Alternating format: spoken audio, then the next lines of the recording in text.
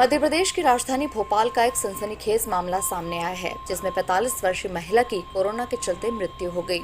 महिला के परिवारजनों ने अस्पताल पर लापरवाही का आरोप लगाया है और उस पर एफआईआर की मांग की है। परिवार का कहना है कि किसी भी प्रकार की कोई भी सुविधा अस्पताल द्वारा उन्हें नहीं दी गई, जिसकी वजह से महिला की मृत्यु हुई है।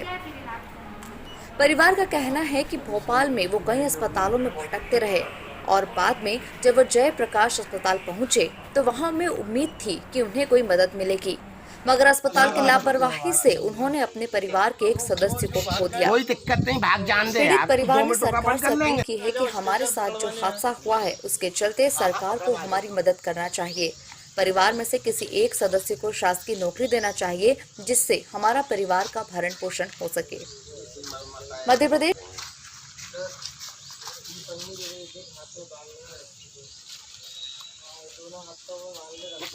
तेरे साथ वाला लेके आओ उसको, कमीने को। रुको रुको यहाँ का हाथी करते हो, खाने वाली हरकतें हैं तुम्हारी। कैसी हरकत कर रहे? जब रोना बनाना का छुट्टी में मत रखा है क्या? नहीं, इसकी कोई गलती नहीं है। वैसी हरकतें कर रहा है। नहीं ये नहीं बोलो, ये तो अच्छा कुछ मत बोलो यार। चलो वो लिया है, 2 जन को लिया।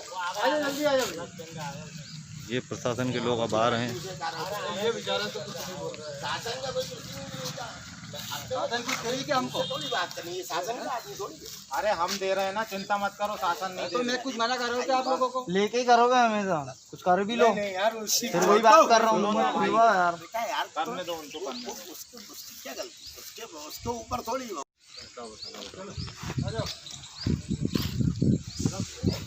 चालू कर दी।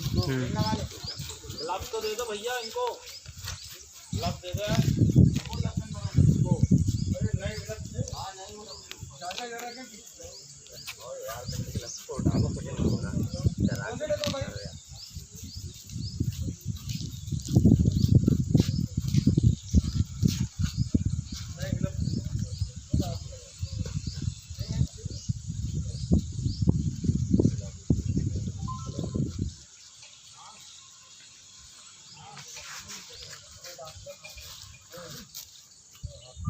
ये भदभदा विश्राम घाट का नज़ारा।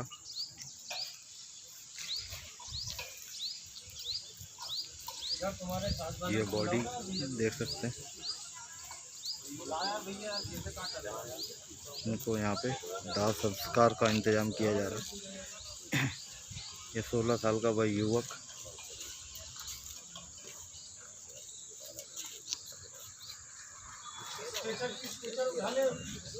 जो खुद अपने परिजनों का दाह संस्कार कर रहे हैं।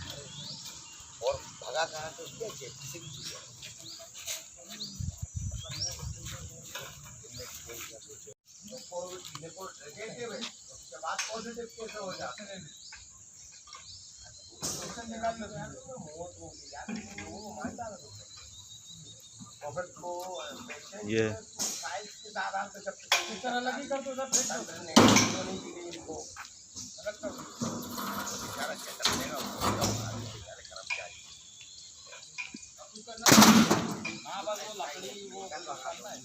भैया वो पूजा का सामान लाओ जरा।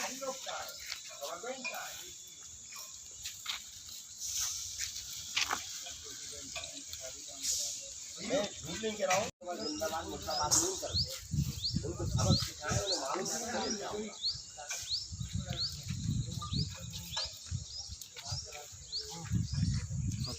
तुम्हें कोई किट वगैरह नहीं दी गई पहनने के लिए? ये तुम्हारे दस्ताने जो ये भी सब फटे हुए हैं। इधर यहाँ से कुछ नहीं मिला आपको? कुछ नहीं मिलता। अभी तक लगभग कितनी बॉडी जला चुके हैं आप यहाँ पे? 600 से 650 के आसपास डीजल से बिना उसके। और आप ऐसे कोरोना पेशेंट की बॉडी ही जलाई आपने। तो आप घर परिवार के साथ रहते हैं, उसके बाद भी यहाँ से आपको कोई सुविधा नहीं मिल रही। क्या नाम है आपका? जय मालवी। जय मालवी। देख सकते हैं आप, ये 650 से ज़्यादा लगभग बॉडी ये जला चुके हैं कोरोना पेशेंट की। और ये देख सकते हैं किसी प्रकार से इनने कोई इनके ऊपर इंतजाम नहीं दिख रहा, कोई किट वगैरह नहीं पहनी हुई है। और जो ये बच्चा खड़ा हुआ है सामने, ये इनकी माता जी का शांत हुई है, कोरोना पेशेंट थी जो ये खुद मुखाग्नि देने के लिए यहाँ पे उपस्थित है। और ये लोग हैं और ये अव्यवस्था देखिए, नियमितता देखिए, ये यहाँ के कर्मचारी हैं जो बेचारे बिना किट वगैरह के ये कार्य कर रहे हैं। इनको किसी प्रकार की कोई सुविधा नहीं दी जा रही है। देखो आप देख सकते हैं इनकी असुविधाओं की पोल खोलता है ये नज़ारा। ये लोग अपने परिवार के साथ रहते हैं, परिवार में आना जाना लगा रहता है, तो क्या ये लोग जहाँ जा रहे हैं आ रहे हैं, क्या वहाँ पे ये लोग क्या कोरोना इनसे नहीं फैल रहा? इस और शासन प्रशासन का ध्यान क्यों नहीं? ये बड़ी सोचने वाली बात है। वो सांस लेने में तकलीफ़ थी तो डॉक्टरों ने उन्हें आईसीयू में भर्ती कर दिया, जिसके बाद लगातार मैं जिस दिन से यहाँ पर आई हूँ मेरी माँ की किसी तरीके की कोई केयर नहीं होती थी। डॉक्टरों से अगर कहते हैं उन्हें तकलीफ़ हो रही जाके देख लो, ना वो लोग वार्ड में विज़िट करते थे, ना डॉक्टरों की विज़िट हो रही थी। और इन लोगों ने कोरोना पॉजिटिव बताया, जो कि अभी तक ना तो मेरे हाथ में रिपोर्ट आई, ना इन लोगों ने हम लोगों को बताया कि वाकई में ये पॉजिटिव है या नहीं है। आज मेरी माँ की डेथ हो गई है। क्या नाम है? मेरी माँ की डेथ हो गई, संतोष रजक, मेरी माता जी, जिनकी 43 साल की उम्र है। हम 4 भाई बहन हैं, 3 बहनें 1 भाई। मेरा भाई 16 साल की एज है उसकी। मैं आपको आज इन लोगों की स्थिति बताती हूँ इस अस्पताल में। 15 तारीख के बाद से कभी भी रात को ऑक्सीजन सप्लाई बंद हो जाती थी, जिससे मरीज चिल्लाते रहते थे। मैं यहाँ रात को मेरा भाई और मैं रुके हैं। जब हम लोग वार्ड में जाके देखते थे आवाज़ आ रही है, हम डॉक्टरों के पास जाते थे तो ये लोग स्विच ऑफ कर लेते थे। नर्सें सो जाती थी, नर्सों का डॉक्टरों का कोई भी रिस्पांस नहीं था।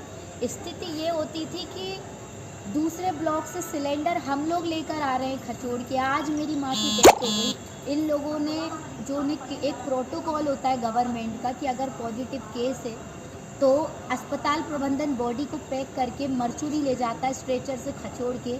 मेरे चाचा और मेरे घर वाले स्ट्रेचर अकेले खचोड़ के उनके खुद ने कपड़े पहनाए और जाके मर्चुरी में रखवाया। जिम्मेदारी अस्पताल की थी, अस्पताल से बोला, अस्पताल ने एक दूसरे के ऊपर टाल दिया। अस्पताल ने हमें किट दी, अस्पताल ने हमें किट दे दी है कि आप जाके उनके कपड़े किट पहना दें उन्हें और स्ट्रेचर खुद खचोड़ के ले जाए। हमारे यहाँ का कोई भी कर्मचारी नहीं जाएगा। मैंने हाथ पैर तक जोड़े, जिसका वीडियो मेरे पास रखा हुआ है। और मैं प्रशासन से सिर्फ इतना चाहूँगी कि इन लोगों पर एक कठिन से कठिन कार्रवाई करे। लेकिन जो मेरी माँ गई है उसकी क्षतिपूर्ति तो कोई पूरी नहीं कर सकता ना। कमाने वाला एक ही व्यक्ति था, वो भी नहीं रहा। अब हम लोगों का भविष्य क्या होगा? प्रशासन तक मैं अपनी बात पहुंचाना चाहती हूँ। आप क्या नाम लिखते हैं? मेरा नाम प्रियंका रजक है। मैं लापरवाही से ये काम हुआ देखिए, है। लगातार प्रदेश में जिस प्रकार की हालात है और जिस प्रकार से डॉक्टर से लेके पूरा अस्पताल का सिस्टम काम कर रहा है कि हर बीमारी जिसमें थोड़ी बहुत भी दिक्कत हो उसे कोरोना के नाम पे कर दिया जाए और कहीं ना कहीं जब उसको इलाज की जगह उसे जिस परिस्थितियों में, और इसी कारण कई मौतें हो रही है ऑक्सीजन की कमी के कारण, खून की कमी के कारण, कई छोटी छोटी बीमारियों में जो मौत का रेट बढ़ा है। ये सरकार का ध्यान जो सिर्फ उपचुनाव पे इसकी जगह जनता को अगर थोड़ी राहत देने के प्रति होता तो मुझे लगता है। टाइम मैगजीन ने खुलासा किया है कि मोदी के कार्यकाल में भारत का लोकतंत्र आंतरिक की बढ़ चुका है। देखिए, स्पष्ट है, खुलासा ये देश देख रहा है कि आंतरिक लोकतंत्र जितना मजबूत 70 सालों में कांग्रेस की सरकारों ने किया था उसे कत्ल करने का। सदन में चर्चा नहीं करते हैं, कानून जैसे बनाते हैं जो गुलाम बनाने के कानून हो, और सत्ता के नशे में चूर होके इस देश के लोकतंत्र को ख़त्म करने के लिए काम करें। इस देश की जनता को खड़ा होना पड़ेगा और नरेंद्र मोदी को भगाना होगा, तभी जाके इस देश के अंदर लोकतंत्र बचेगा। ये लोकतंत्र को ख़त्म करके कहीं ना कहीं देश के अंदर तानाशाही का राज लाना चाहिए।